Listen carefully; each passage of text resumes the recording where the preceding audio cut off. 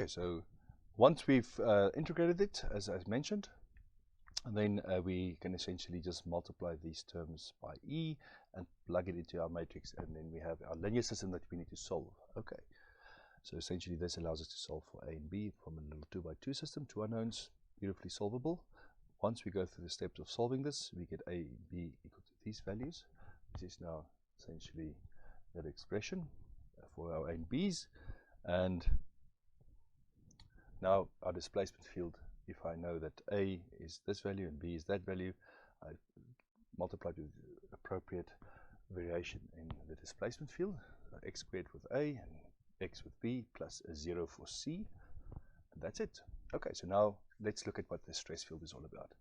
So I can now, from the displacement field, go and take the derivative with the only non-zero component is epsilon xx, I get that, and then I can say multiply by E and I get that.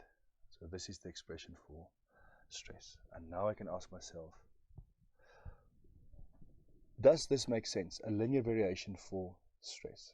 Okay, before I answer this question from a finite element point of view, I first maybe just want to go back to the front and say, what is our expectation for the stress variation from just the problem stated point of view? Okay, the problem that I've stated is F is 1,000 newtons and the A is a very linear variation from A and X. So from the solid mechanics point of view, my expectation might be that the stress should be related to F over A. If I think of the stress always as being uniformly distributed along the face, if I cut a face there, I cut a face there, I would expect, if I make a cut there, to have that force distributed over that entire area. So I would expect from a solid mechanics point of view, from a structural mechanics point of view, not from a finite element point of view, but from a solid mechanics or structural mechanics point of view, that A should be the stress should be varied as F over A. So that implies F 1,000 divided by 0.02 minus x. So that the stress variation should be proportional to x.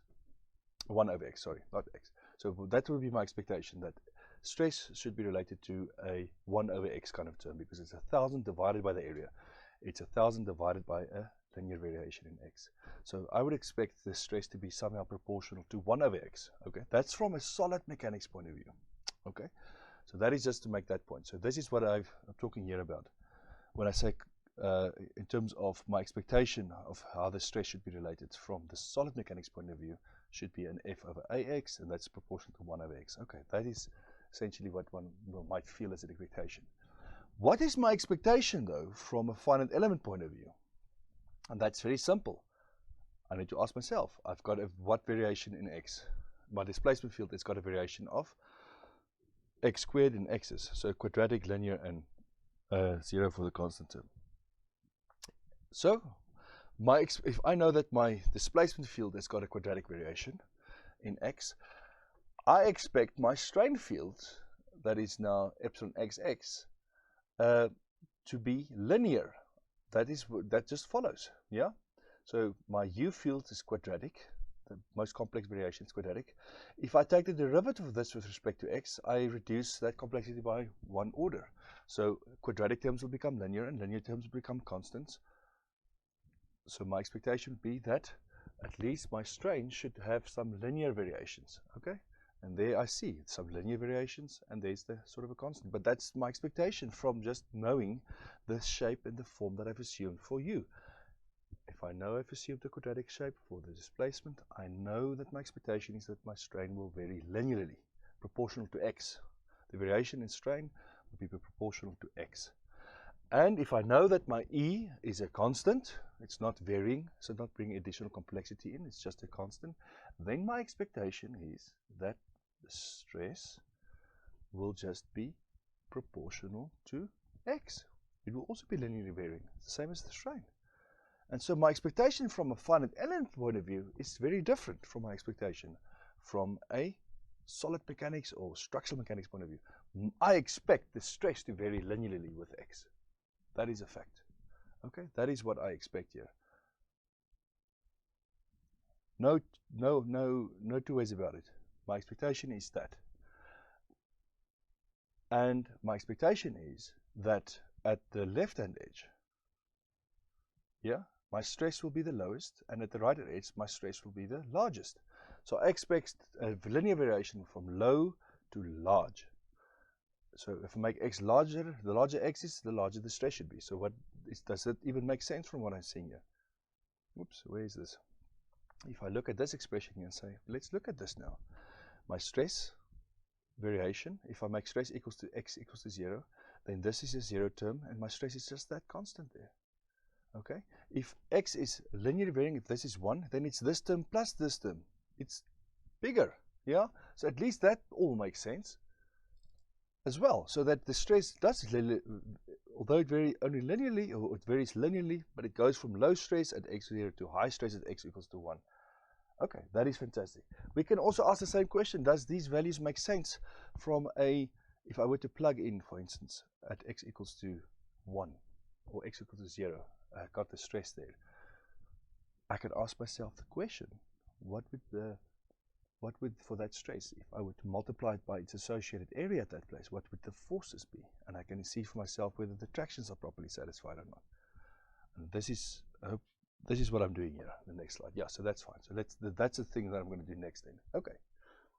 So all of this stuff makes sense, okay? But please take a note here. This is important to pause here. If I ask you the question, and I ask myself the question, what is my expectation from a solid mechanics point of view? Structural solid mechanics point of view. My expectation is that stress will vary 1 over x. If I ask you, or I ask myself, what is my expectation from the stress variation from a finite element point of view, it depends on what I assumed for my displacement field. Yeah? What shape and what form I assumed for the displacement. That will dictate what my expectation is for the strain. That will dictate what is my expectation for the stress. So it's the displacement fields, how they vary. It's how the material might vary over the structure. It's how the geometry might vary. Those things will dictate my expectation. Okay? And you can see it's a very different kind of expectation. So let's ask this question now. What happens if I were to go and say, first question first, does this stress field even satisfy equilibrium? So this is the stress field I got from the finite element solution, yeah? And I can just take the stress field. I know all the other stress terms are 0. I can take that stress field and put in my stress matrix and say, this is the only non-zero term. And you don't have to do any computations. You can just look at it and say that there's a variation of sigma xx with x, and the divergence of this would require me to take the derivative of this with respect to x. That will result in something that is not 0, yeah? That will result in that value there. All of these other terms, the variation of this with y and z, will just be zeros. Yeah? They will just fall out to be 0. So the fact of the matter is, this field cannot be in equilibrium. Okay? And I've made this statement clear before, where I said, remember, if we have stress variation only in one direction, yeah? And it's not constant, it varies in only that one direction, and all the other terms are 0, that field cannot be in equilibrium. Okay, so from an equilibrium point of view, this stress field is non-equilibrium. So what the finite element method does is it approximates equilibrium the best way it can, given the form that we supplied. It's trying to do the best it can, okay? Remember, there's no body forces to cancel that. So this is important to understand. Our stress field is not in equilibrium. And here's solid proof of that. It's sort of the best approximation, but it's not in equilibrium, okay? It only satisfies equilibrium in sort of an average or what's called an integral sense, okay? Because what we did with the weighted residual method was, go back to the front, we said that this integral version is equal to that stuff. And this is, remember, this is our equilibrium plus our tractions involved in this equation. But what we're saying is, this is not true for every x, y, and z. It's only true if I integrate over the volume. And it's only true if I integrate over the area. And it's only true if I integrate over the volume there again.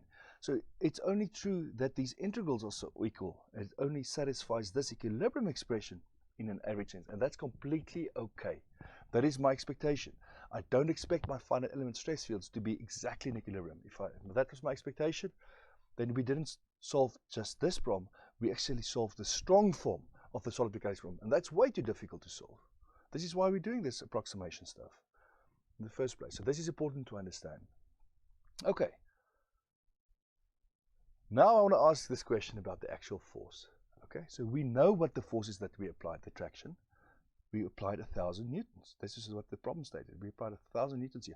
I want to take that stress field, evaluate it at x equals to 1, multiply it by the area at that place, and then see what is the force that I recover if I do that. Let's do it. So if I take the stress at x multiplied by a of x and I evaluate it now at x equals to 1, okay, what do I get out as an answer? So let's check. So this is just in general now still as a function of x, just multiplied out. But here is now if I evaluate that expression essentially at this f of x expression at x equals to 0, I get 923 newtons. At x equals to 0.5, 1038 newtons. At x equals to 1, 923 newtons. Yeah. So where I applied the traction of 1,000 newtons, I recover only 923 newtons.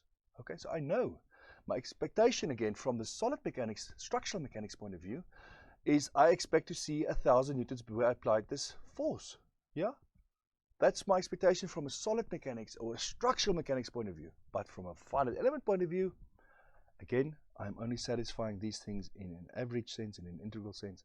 I don't expect to see the exact traction to be recovered. In fact, we don't recover the exact traction. We have sort of an approximation for the traction. Yeah, it's sort of 1,000 if I integrate it over the structure, but it's not 1,000 where I have necessarily applied it. Okay, this is important to understand. But again, if I look at my displacement field, just go back. If I just go back to my displacement field, if I ask you, does it satisfy the prescribed displacements where I have it? I know for a fact it does, because in fact, where we derive these coefficients, we required ourselves, yeah, where was it?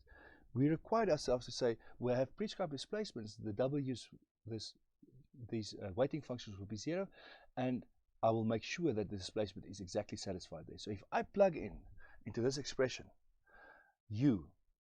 x equals to 0 in here, I must get a 0, because I know that that was the prescribed displacement, that at x equals 0, the prescribed displacement is 0. I will recover that exactly. My tractions in an approximate sense. And can you even see here, the force, the internal force here, this is essentially what I'm computing is the internal force at x. This is the sort of the reaction force at x equals to 0, but that's sort of the internal version of it. Of internal force at 0, internal force at 0.5, internal force at 1. Look at that, it varies, it's not even constant over the structure. Your expectation, again, from a solid mechanics point of view, is that this would be constant. The force would be constant. If I make it chop anywhere, that force should be constant anywhere, yeah? And that the reaction force on the side will also be exactly just a constant of minus 1,000 towards the other side, or minus 1,000, so pointing the other side to be in equilibrium. Look at this internal force, it actually varies if you were to go and compute that from this finite element solution. So this is, again, important to understand. My expectation for my finite element solution is driven by choices that I make in the finite element method. Like, what displacement fields do I assume? Yes. What do I assume for my material?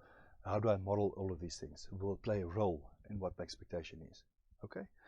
I don't satisfy equilibrium exactly, necessarily. So I approximate it the best I can. I don't exactly satisfy tractions the way I've applied them. I approximate them as best I can. Prescribed displacements, exact.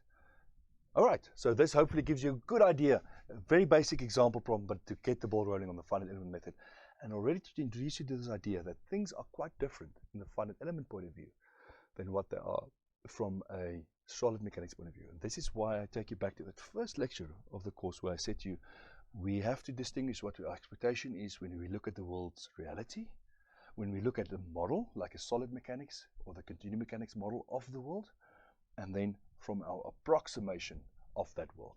That is important. Okay, and this sort of concludes this lecture for the